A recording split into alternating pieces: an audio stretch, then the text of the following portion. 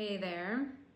Today we're going to be talking about public speaking, and I'm going to be sharing with you some of the tips and tools I used so that I could do my TEDx talk in 2019. A little bit of a backstory on me. I used to have a massive fear of public speaking. Massive.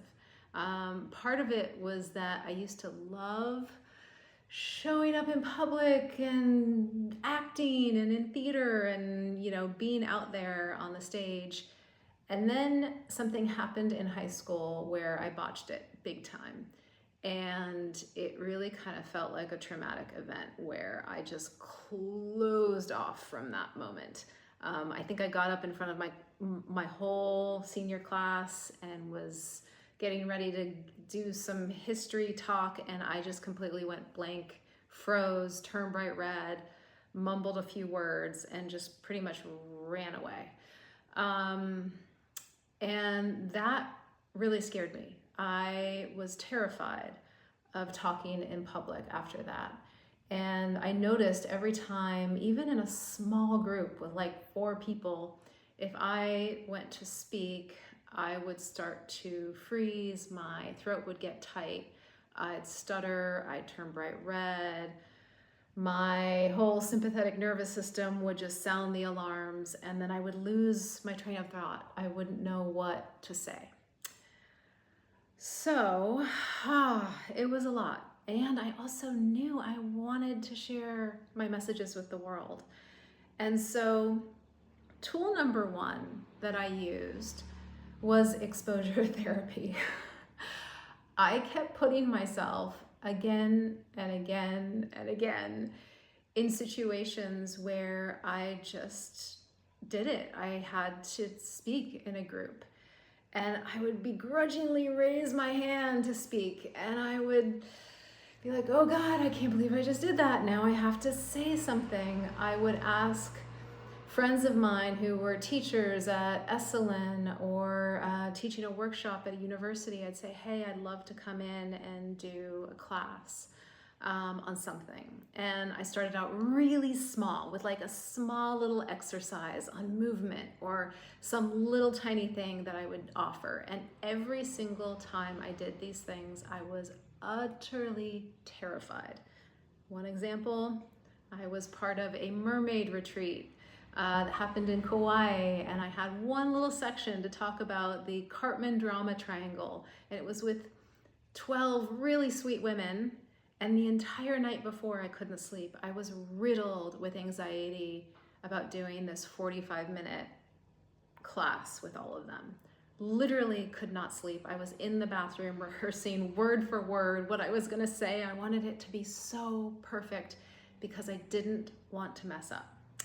So in terms of tool number 1, exposure therapy, I'd say that have a lot of compassion for yourself. This is the number 1 fear, the biggest fear for almost all humans on this planet.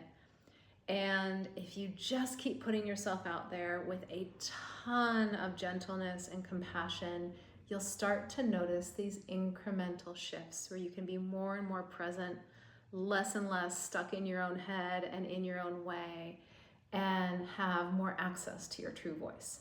So that's tool number 1. Tool number 2 is actually owning the space energetically. And this is something I did for my TEDx talk. This is something I did in almost every situation where I was teaching or facilitating, was that I would literally imagine my aura and I would wrap it around the entire space. Didn't matter if it was a small room or a big, huge stadium. I would literally imagine wrapping around the space. And what that does is that it expands your energy field. When we have a small energy field, we're basically conveying, I don't matter, my message doesn't matter, I'm just gonna get through this. Versus when you expand your energy field, you get this grounded sense of, I belong here. My message matters. I matter. It's a really powerful technique, and it's just a visualization technique. Number 2, befriend the space. Number 3, befriend the space. So with this tool, I like to, before giving a talk somewhere, if I have that opportunity, to go into that space ahead of time and just walk it. Just walk the perimeter, really let yourself sense it, befriend it, call in your energetic support team. I'm a bit more of the spiritual type. And so I love to really not only hold the energetic space, but welcome in energetic support so that I'm not doing this alone. Number 4. This is a really important one, which is basically we want to get out of our own way. So I like to think of attention like light. Where are you shining your light? And there's this great TEDx talk by Jess Ekstrom where she talks about how we can often, when we're going to give a talk or do some public speaking or be here on social media, we can be focused on ourselves.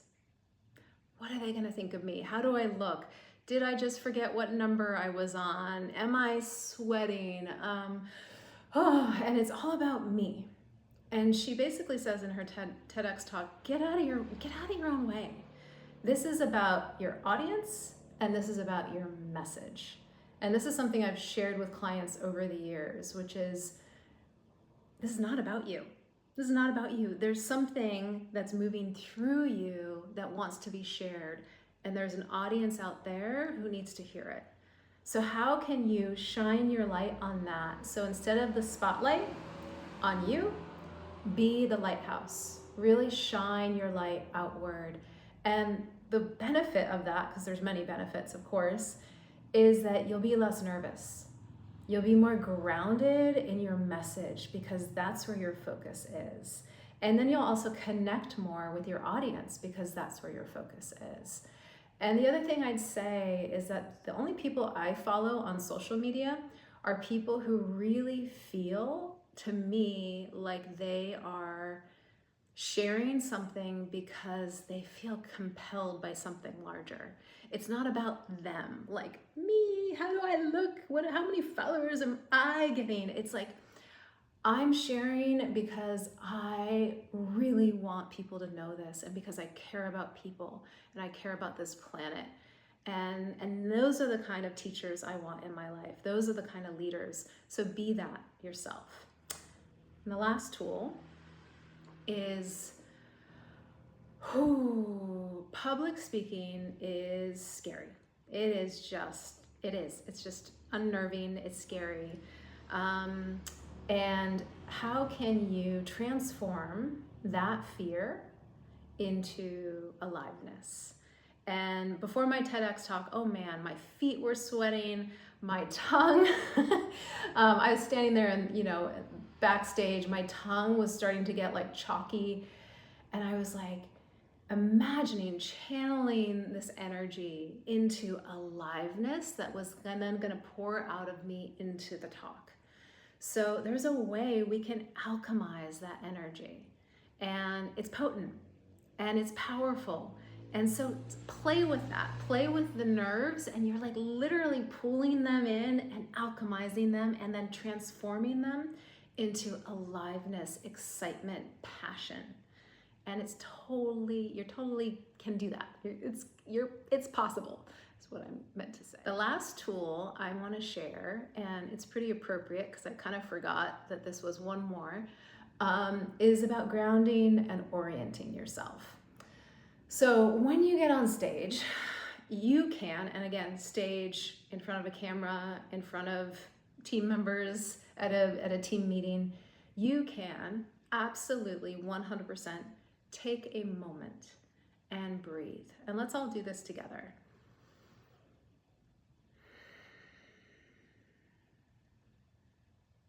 And you can also look around the space, making eye contact with people. You can also name, wow, I feel a little nervous right now. And there's a lot of you here, or wow, it's a little intense to feel everyone's eyes on me. And what this does, it's called Name It to Tame It, it helps engage your wise old prefrontal cortex, which gets your reactive brain to calm down, gets your wise brain more online. And the benefits of that is that it brings you more into the present moment. So the good old prefrontal cortex is your friend. So grounding yourself with breath, with naming how you're feeling, pressing your feet into the ground. You can even look and see if you find a friendly face in the audience to really focus on. So those are also tools you can do. You don't need to be perfect. You can mess up. You can mess up. You can sneeze. You can forget what you're doing and what you're saying, and you can own that. You can absolutely just own that and make it be part of your talk. So these are some tips and tools. I'd love to also hear from you if you have tips and tools that have helped you break through some fears and move into public speaking. So feel free to share below.